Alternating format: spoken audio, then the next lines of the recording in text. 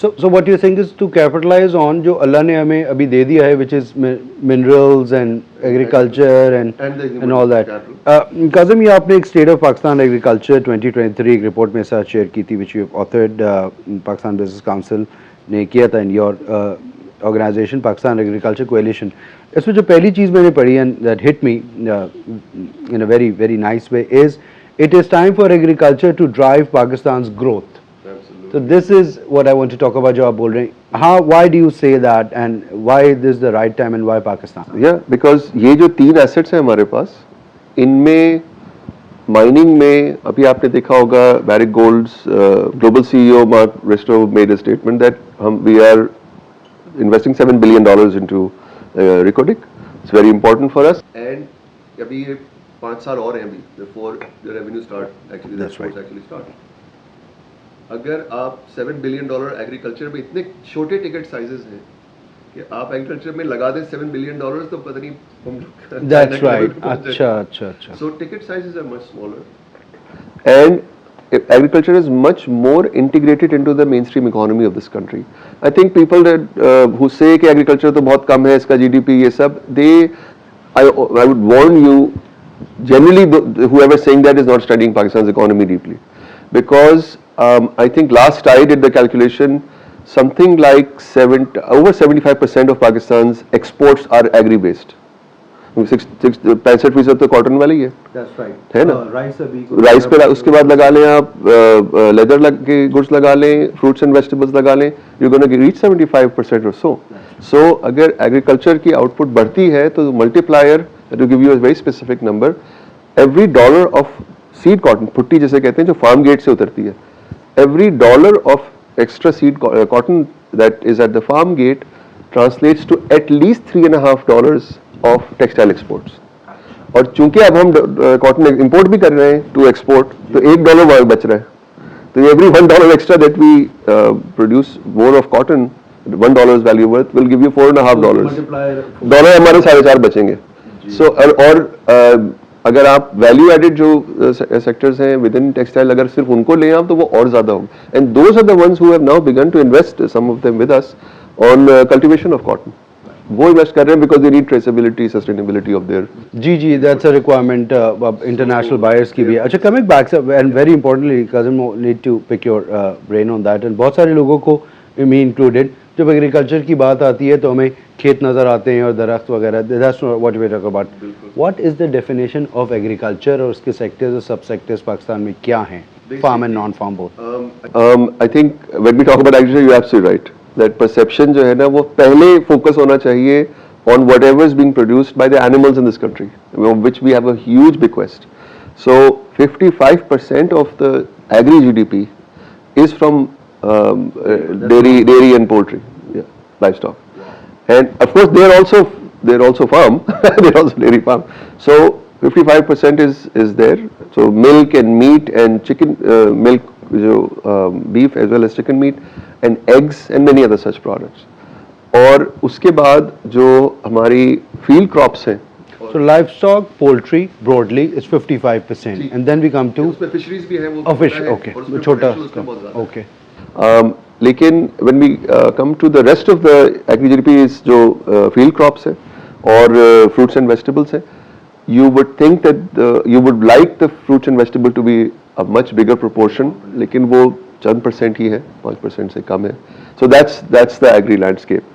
और इसमें जो हमारी गवर्नमेंट भी पुराने जमाने से एक वो सोच चली आ रही है कि जी 5 मेजर क्रॉप्स, और बस वो 5 मेजर क्रॉप्स में ही हम रह गए हैं.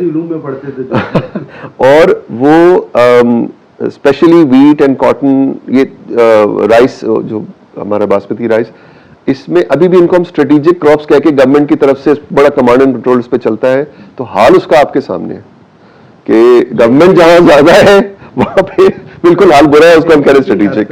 इंटरेस्टिंग एस्पेक्ट, ये मैं किसी और वक्त किसी और अपने एक एपिसोड में बात कर रहा था. जो भी कंट्रोल्ड है, चाहे वहाँ पे वीट की प्रोक्योरमेंट हो which is controlled, sugar cane की प्राइसिंग है वो कंट्रोल्ड, वहाँ पे हमने ना तरक्की की और उसमें पिटफॉल्स और वेस्टेजेस भी ज़्यादा हैं. राइस में इतना नहीं है, राइस में we are doing great. Poultry में वो नहीं है जैसे उस तरह का. सो जहाँ भी गवर्नमेंट का डायरेक्ट या इनडायरेक्ट कंट्रोल होगा in terms of pricing or procurement or the system, وہاں پہ ہم لیک کرتے ہیں. Is that a fact? I think یہ اس کا مطلب, یہ بات کہنے کا مطلب یہ نہیں ہے کہ جہاں گورنمنٹ ہوگی وہاں مسئلہ ہوگا. آپ اگر پاکستان کی تاریخ ایگریکلچر کی دیکھ لیں 1960s and 70s, government was اس وقت ہی کئی لاز ہیں یہ اور ریگولیشنز ہیں یہ, اور اس میں سپورٹ پرائس وغیرہ, اور وہ اس دور کے لیے وہ بالکل صحیح تھے. اس کی دو وجوہ ہیں میرے نظر میں. سب سے اہم جو اس کی وجوہ ہے وہ ایک تو یہ کہ اس وقت پرائیویٹ سیکٹر چیزوں میں تھا ہی نہیں ان چیزوں میں. مثلا سیڈ 1976 کا سیڈ ایکٹ ہے, جو اس وقت جتنا بھی سیڈ پہ لٹریچر دیکھیں گے آپ, وہ آئے گا کہ سیڈ ایکٹ جو ہے نا وہ پرائیویٹ سیکٹر فرینڈلی نہیں ہے, وہ صرف گورنمنٹ ہی ہر چیز کرے گی, اس پہ سرٹیفکیشن بھی گورنمنٹ کرے گی. یہ ریگولیٹری بہت پرابلمس ہیں جس کو سالو کرنا ہے ہمیں. اس وقت وہ اٹ میڈ سینس, کیونکہ اس وقت پرائیویٹ سیکٹر کا سیڈ میں آنا it would have been a bridge too far. اور ہم 50 سال پہلے کی پالیسیز سے آج کے اب مسائل حل نہیں کر سکتے. اچھا, ان پالیسیز کے مقاصد اس وقت کیا تھے کہ پاکستان خود کفیل ہو جائے ان اجناس میں, اور وہ 1980 تک ہو گیا, 1990 تک ہو گیا, لیکن ہم 30 سال اور کھینچ گئے وہی پالیسیز, تو پھر تو آئے گا اس کے اندر ابیوز. اور آپ نے جو ویلوسٹی آف چینج کو بولا, تو ہماری velocity of change in population اس سے زیادہ بڑھی اور ہم وہ وہیں پہ رہے. So coming back to another aspect جو ابھی بات ہوئی از yield improvement. آپ نے, آپ کے ادارے نے, and you let I want to specific start with کہ ایک کاٹن کی ویرائٹی آپ نے ایک نئی انٹروڈیوس کی ہے, you take pride in that, اس کے بارے میں کچھ بتائیں. ہمارا ادارہ جو ہے پاکستان ایگریکلچر کولیشن, جو 10 سال پہلے 2013 میں, it's completely funded by the private sector, leading business groups of the country who have a vision کہ یار if the grower benefits then in the end my business will also benefit. So that's sort of credit to them that they have not asked us what have you done for my bottom line, and what we try to do is create new business models for growth in agriculture and then convince real private sector players to invest in those models. So we were able to convince Sapphire, Nishat and Fatima, which perhaps purchase 20% of Pakistan's cotton lint. We convinced them to invest in a seed company, cotton seed company, 10 years ago. In private sector, you said? Completely in private sector. And they, unke saath jo kaam hua, they funded a feasibility study we brought some of the world's best experts. Dr. Neil Forrester from Australia, considered a national treasure in that country. Dr. Don Kime from the United States, etc. Who did a study to say کہ جی, ہم نے کہا TOR وہ یہ تھی کہ آپ یہ بتائیں کہ کیا ہم کو گورنمنٹ کا ادارہ ٹیک اوور کرے پرائیویٹ سیکٹر, یا کوئی نیا ریسرچ سینٹر بنا لے, یا کوئی اور آپشن. تیسری آپشن تھی seed company. And they evaluated, they met all the government officials, یہاں آئے وہ لوگ 2014 میں, and they met and they said you should, they recommended کہ آپ ایک سیڈ کمپنی بنائیں. امریکہ میں بھی ہم نے ایسے کیا تھا. سیڈ کی جو سیل ہوگی اس سے وہ ریسرچ فنڈ ہو جائے گی, ورنہ آپ نہیں کر پائیں گے. And so they invested, and in the last 8-9 years they've been able to produce some of the best cotton seed around in this company called Sanifa, Sapphire, Nishat and Fatima. Sanifa, and it's not easy at all, and I'm not going to claim کہ وہ پاکستان کے سارے مسئلے حل کر دیے انہوں نے وغیرہ. It's because scale کرنا, جی scale کرنے کے لیے seed regulations. So Kazim, for everybody's understanding, اس پہ کتنی yield improvement ہوئی compared to any other, the next best? We are seeing for some of the varieties that they have, I think ایک تو 30-35 من تو کوئی مسئلہ ہی نہیں آ رہا. اور جو جننگ آؤٹ ٹرن ہے GOT, جس سے کتنی کاٹن ایکچوئل لنٹ بن رہی ہے, جو سیڈ کاٹن فارم سے آ رہی ہے وہ جن سے گزر کے روئی بنتی ہے, وہ کچھ ورائٹیز میں وہ 40-42% جننگ آؤٹ ٹرن ہے کمپیئر ٹو 33% جو پاکستان کا ایوریج ہے. اور equally important is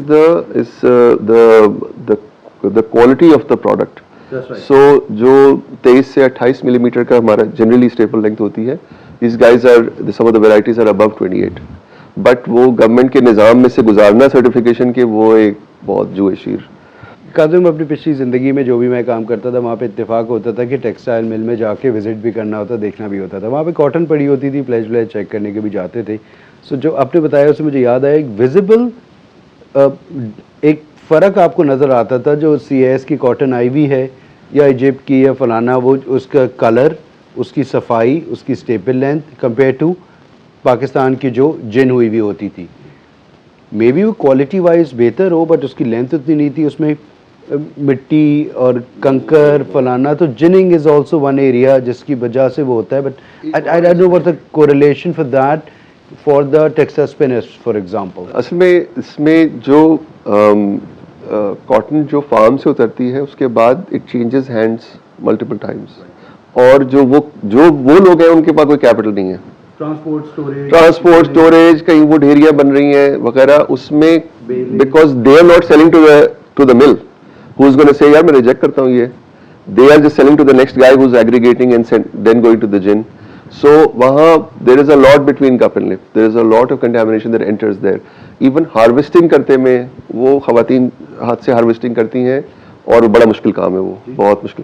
اور وہ بچے جو ہیں وہ اگر ساتھ میں بچے نے ٹافی اگر اس کا ریپر پھینکا وہ بھی چلا گیا ڈھیری کے اندر, یہ بہت سارے یہ اس طرح کے مسئلے ہیں. تو اس میں جو اس کا جو ٹھیک حل ہے وہ یہ ہے کہ آپ لارج اسکیل میکینائز فارمنگ کریں اور میکینائز پکنگ کی طرف جائیں. The only issue is that جو لارج اسکیل جو ہارویسٹنگ کی کاٹن کے پکرز ہوتے ہیں, ہارویسٹنگ کے ڈیوائسز ہوتی ہیں, وہ مشینز ہوتی ہیں, وہ 6 رو پکر جان ڈیئر کا 10,000 ایکڑ پہ وائبل ہے, وہ $9 لاکھ کی مشین ہے. سو اب وہ 10,000 ایکڑ پہ آپ ایک مشین وائبل. اور ادر امپورٹنٹ تھنگ از جو IFC out of East Asia and Eastern Europe Central Asia group نے ہمیں اپروچ کیا تھا ایز پاکستان ایگریکلچر کولیشن کہ بھائی ہم ازبیکستان میں 100,000 ایکڑ کی فارمنگ ہو گئی ہے. انڈوراما آف سنگاپور کے ساتھ انہوں نے پروجیکٹ کیا which is big group out of Singapore, اور انہوں نے لارج اسکیل فارمنگ بھی کر لی ہے with machines etcetera, and they were seeing your country needs this more, تو آپ انڈسٹری سے کنیکٹڈ ہیں آپ کریں. اینڈ دا ٹرک دیر از کہ اگر آپ 50,000 ایکڑ پہ چلے جائیں تو جن becomes a viable investment with in the project, because 50,000 ایکڑ کی پٹی جو ہے وہ ایک جن کنزیوم کرتی ہے. 50,000 ایکڑ ظاہر ہے کہ ایک بندے کی یہاں پہ تو ہولڈنگ نہیں ہوتی. We talk about very many small farmers, land owners as well as workers combined, جس پہ یہ وائبل ہوتا ہے.